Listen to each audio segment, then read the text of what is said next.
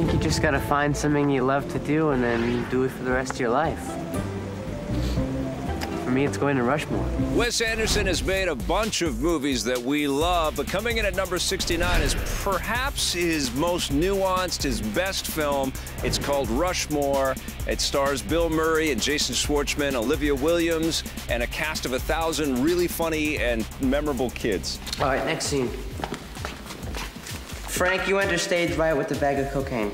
Yeah. This is a terrific movie. And again, this is another one of these movies, not unlike The Shining. I know it's a strange movie to invoke here, where you're so interested in the space of the school of Rushmore. I mean, that's what Wes Anderson does best. He fetishizes not only characters, but he fetishizes places. And I feel this sense of warmth, this sense of connection with this place. I mean, we're talking about the football field, we're talking about the library, we're talking about, you know, Herman Bloom's office, we're talking about every little detail in this film. I mean, you talk about an auteur, I mean, that's what Wes Anderson is. Yeah. I'm surprised they let him build a real campfire on stage. It's clearly a safety hazard. Well, last year he tried to raise piranhas. Yeah, I know he did. What'd you think, Mr. Little Jeans? Best play ever, man.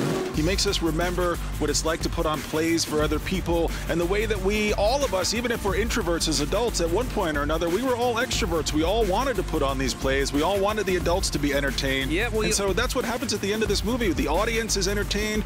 The people watching the movie are entertained. Herman Bloom gets back with the Olivia Williams character. Yeah, and Bill Murray has to kind of reconnect with that childlike optimism. That's the thing about Wes Anderson's oeuvre. I think that he always finds a way to just have these kinds of imbecilic, really, you know, simplistic kind of viewpoints on the world. This innocence kind of flipped around and appreciated, you know? Like Dignant from Bottle Rocket's another great example where these really simple characters, these characters that are complete characters and kind of buffoons in his creations, end up to have a really unique and valuable perspective that we can all learn from. And we certainly learn that from Schwartzman's character. He's such a lovable guy. Will you marry me, Late John?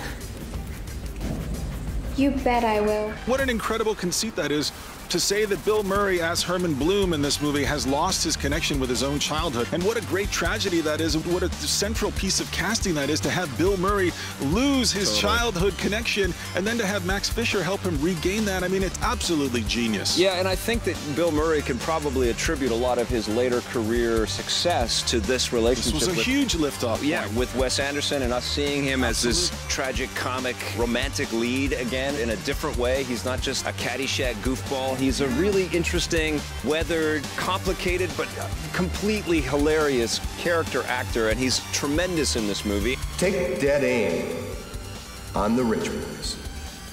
Get them in the crosshairs and take them down. And Schwartzman, too, this made him a star. This was a movie that took this kind of quirky kid, this member of the Coppola clan, and turned him into his own entity. And now he's still a force to be reckoned with in the movie business, but this was the movie, I think, that defined him, that catapulted him. I like your nurse's uniform, guy. These are OR scrubs. Oh, are they? You know, the other star here that we're not talking about is the incredible soundtrack, and that's something that Wes Anderson would go back to time and time again over his career. He's kind of a nut bar for the music, for this sure. Is all Britpop. The Rushmore soundtrack is always in heavy rotation on my iPod. Yeah, no, I love the soundtrack in this movie. This is one of these movies that you can kind of put on every year and get something cool There's out of. There's a Criterion Collection version that I highly recommend. Everybody should pick it up. This is absolutely worth owning. Rushmore, you are number 69 in our greatest films of all time. Woo!